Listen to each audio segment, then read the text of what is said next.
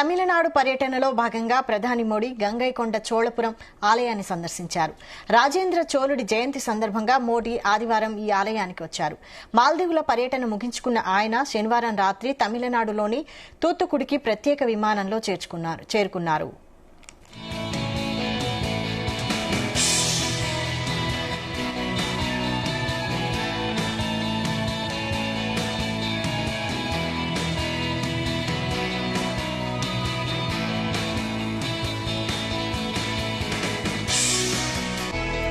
దక్షిణ భారతదేశంలో అతిపెద్ద శివాలయాల్లో ఒకటి గంగైకొండ చోళపురం ఆలయం. ఆదివారం ఉదయం స్వామి దర్శనానికి సాంప్రదాయ పంచకట్టులో ప్రధాని మోడీ వచ్చారు. ఆలయ పూజారులు ఆయనకు ఘనస్వాగతం పలికారు. ఈ సందర్భంగా స్వామికి మోదీ హారతిచ్చారు. అనంతరం తీర్థ ప్రసాదాలను స్వీకరించారు.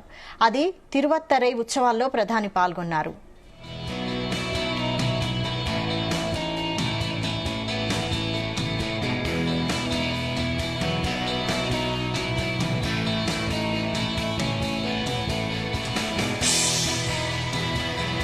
తమిళనాడు పర్యటన సందర్భంగా శనివారం 450 కోట్ల రూపాయలతో అంతర్జాతీయ ప్రమాణాలకు అనుగుణంగా తూత్తుకుడి విమానాశ్రయంలో విస్తరించిన కొత్త టెర్మినల్ ను మోదీ ప్రారంభించారు.